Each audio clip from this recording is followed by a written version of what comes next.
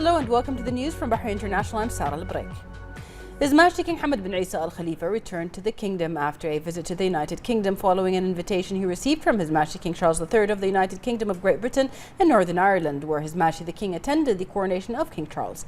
His Majesty also attended the reception ceremony that was held on the occasion at Buckingham Palace.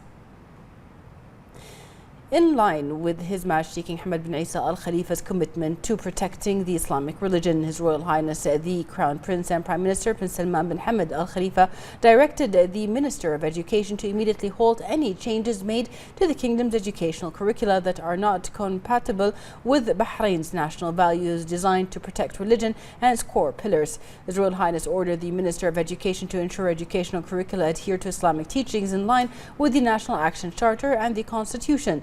His Royal Highness reiterated that the Islamic religion is inviolable and should be respected and protected at all costs. His Royal Highness Prince Salman bin Hamad concluded by extending his appreciation to the kingdom's religious scholars and members of the legislative authority for their commitment to upholding the kingdom's national values.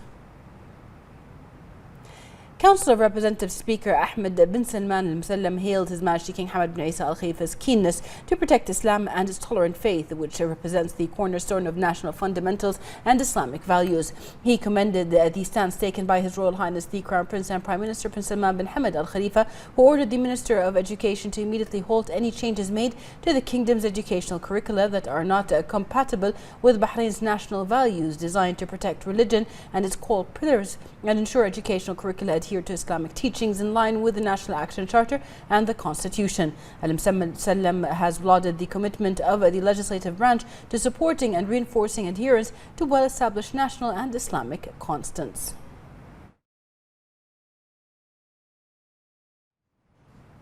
Shura Council Chairman Ali bin Saleh Al Saleh praised the lofty approach of His Majesty King Hamad bin Isa Al Khalifa, hailing the royal directives to protect Islamic values and safeguard national fundamentals.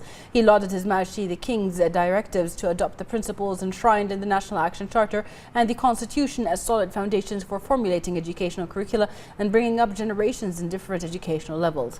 He commended the government shared by His Royal Highness the Crown Prince and Prime Minister Prince Salman bin Hamad Al Khalifa for upholding lofty Islamic ideals in educational curriculum. Saleh lauded His Royal Highness's order to the Minister of Education to immediately halt any changes made to the kingdom's educational curricula that are not compatible with Bahrain's national values designed to protect religion and its core pillars and ensure educational curricula adhering to Islamic teachings in line with the National Action Charter and the Constitution. Saleh praised the scholars' role in preaching, instilling the principles of Islam and promoting the values of loyalty and national belonging. He reiterated the commitment of the legislative branch of government to supporting all that upholds core national pillars and preserves the Islamic faith. The executive and legislative authorities continue their meeting to discuss the draft law adopting the 2023-2024 State General Budget. The meeting was chaired by the Speaker of the Representatives Council Ahmed al-Musallam, the Chairman of the Shura Council Ali Al-Saleh, and the Minister of Finance and National Economy Sheikh Salman bin Khalifa Al Khalifa. During the meeting, the government team delivered a visual presentation. The views of the legislative authority members on the draft law were viewed, and the inquiries of the members of the Financial and Economic Affairs Committee were answered. During the meeting, it was emphasized that citizens are the priority in drafting plans, initiatives and strategies in developing projects and programs in coordination and cooperation between the executive and legislative authorities. A number of service projects listed in the General Budget draft law were also reviewed and discussed. The two authorities' keenness on reaching consensus regarding the State General Budget was emphasized. The meeting also discussed the principles based on which the law was drafted, which are maintaining financial stability and sustainable economic growth, creating promising opportunities for citizens and committing to the fiscal balance program, as well as improving the quality of government services.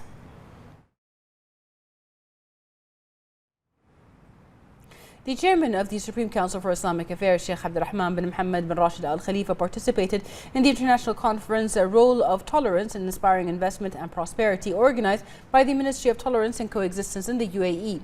Sheikh Abdurrahman expressed his appreciation for the UAE's pioneering efforts and highlighted Bahrain's pride in its brotherly relations with the country.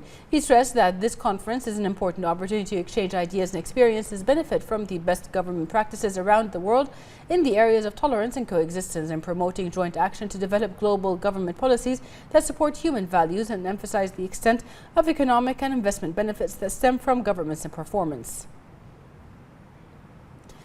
Bahrain's Supreme Judicial Council and the Singaporean Supreme Council are exploring a collaboration framework to support Bahrain in establishing the Bahrain International Commercial Court (BICC), International Commercial Court for the resolution of transnational commercial disputes based principally on the model of the Singapore International Commercial Court (SICC). The collaboration was initiated by a visit led by Chief Justice Sheikh Khalid bin Ali Al Khalifa, where he met Chief Justice Sundarish Menon in Singapore in October 2022 to better understand Singapore's experience in building an international dispute resolution hub. Chief Justice Khalid bin Ali affirmed that this unprecedented collaboration between Bahrain and Singapore reflects Bahrain's judiciary's excellent relationship with the Singaporean judiciary and advance a common aspirations to develop and promote efficient dispute resolutions mechanisms for transnational disputes. It is hoped that the BICC will work alongside the SICC to provide impartial and effective justice that meets the expectations of the international business community. Chief Justice Menon stated that the visit marks the beginning of a significant project to enter into a collaboration to support the establishment of the BICC, adopt mechanisms that significantly enhance bilateral judicial cooperation and engage in discussions of emerging trends in international commercial disputes. Chief Justice Menon delivered a lecture entitled The Transnational System of Commercial Justice, the TSCJ, and the Place of International Commercial Courts on the rise, role and features of the TSCJ. The Vice President of the Supreme Judicial Council, the SJC, and President of the Court of Cassation, Chief Justice Sheikh Khalid bin Ali Al Khalifa, and Chief Justice of the Supreme Court of Singapore, SCS, Sundarish Menon, signed a Memorandum of Understanding and MOU on cooperation in the judicial field and a Memorandum of Guidance and MOU on the enforcement of money judgments. The MOU and MOG are the first to be signed between the SJC and the SCS, further strengthening the ties between the respective judiciaries and countries. The MOU enhances cooperation between the respective judiciaries to promote the efficient administration of justice. It affirms both parties' commitment to exchanging experiences and develops the institutional and judicial capacity to ensure the effective resolution of cross-border commercial disputes, including alternative dispute resolution. The MOU also aims to strengthen collaboration and judicial training by facilitating mutual visits. The MOG seeks to establish guiding principles for the procedures and requirements to enforce money judgments issued by the courts of each country in the courts of the other. The development of our courts over the past years, especially since 2015, progressively accelerated. Effective pre-trial case management system, more specialized courts, flexible procedures, and the advancement of technology all allowed more efficient interaction between litigants and the justice system.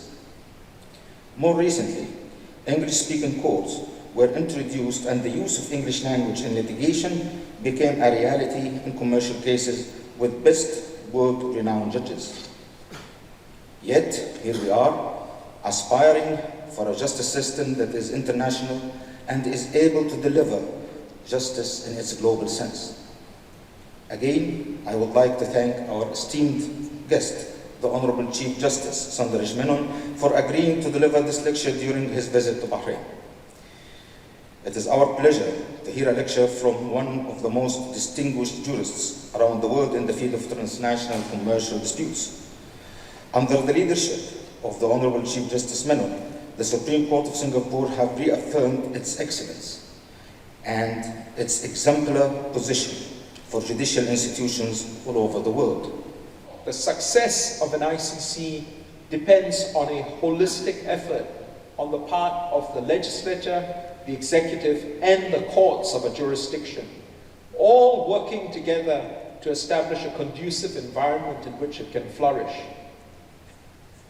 Let me conclude by acknowledging that the project to establish a successful international commercial court is a formidable task.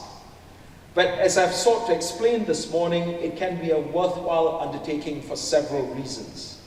An ICC has the potential to transform its jurisdiction into a key node for international commercial dispute resolution and to play a vital role in promoting the TSCJ by contributing to the effective superintendence of the system. In these ways, ICCs can help sustain cross-border commerce and more broadly, the international rules-based order. And that is why the endeavor to establish the BICC is such a meaningful enterprise. We in Singapore are deeply committed to the international rules-based order. We established the SICC just 8 years ago as part of our commitment to uphold and strengthen the values of the transnational system of commercial justice.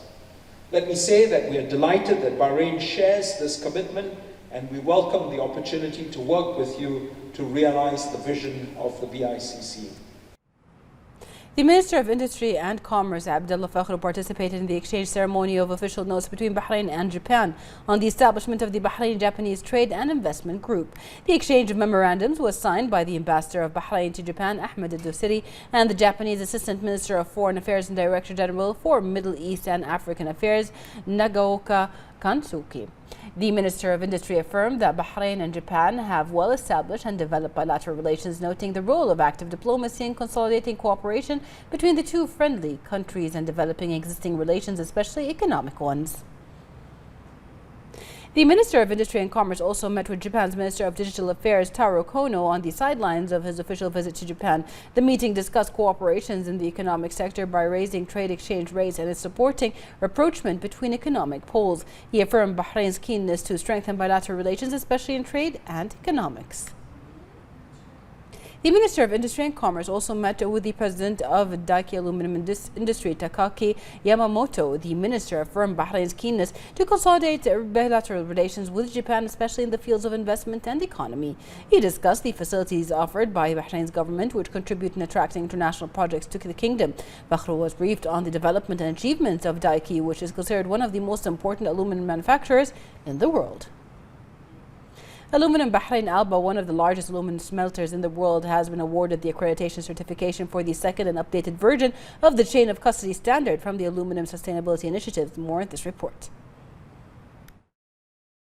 Continuous efforts through which Alba seeks to continue achieving its successive achievements, especially as it is one of the most prominent economic fronts that has earned Bahrain a global reputation and one of the most important sources of national income and the strengthening of the economy. Since the establishment of Alba in 1968 until the beginning of its operation in 1971, its history is full of impressive successes and achievements at the international level. To add to its record of successive achievements, another one, which is obtaining the accreditation certificate for the second and updated version of the chain of custody standard from the Aluminum Sustainability Initiative, to become the first company in the Middle East to obtain this certificate. The chain of custody standard is complementary to the ASI performance standard and is optionally available to ASI members, as it includes several requirements to lay the foundation for the ASI approved chain of custody of aluminum, enabling greater oversight and control of production and operations across all stages of the value chain.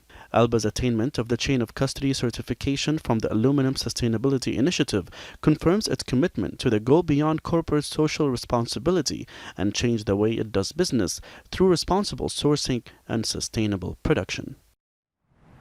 The Ministry of Industry and Commerce revealed the total number of active, regular and virtual commercial registrations during the first quarter of 2023 as they numbered 2,297 commercial registrations.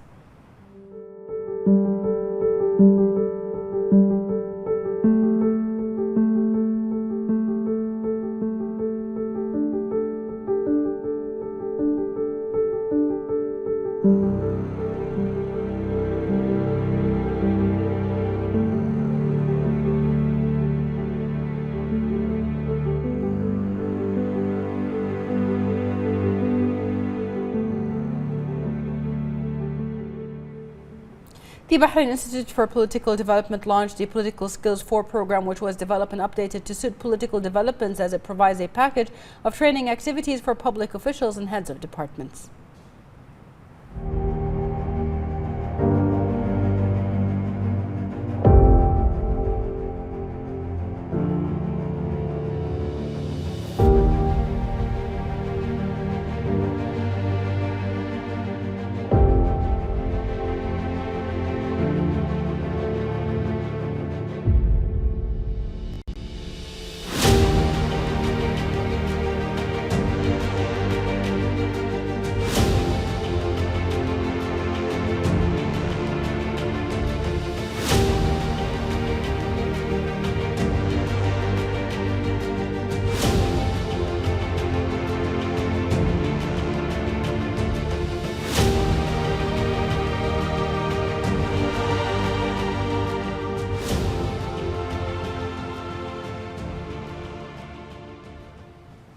Under the patronage of His Royal Highness the Crown Prince and Prime Minister Prince Salman bin Hamad Al Khalifa, the 49th Bahrain Annual Fine Arts Exhibition opened, organized by the Bahrain Authority for Culture and Antiquities.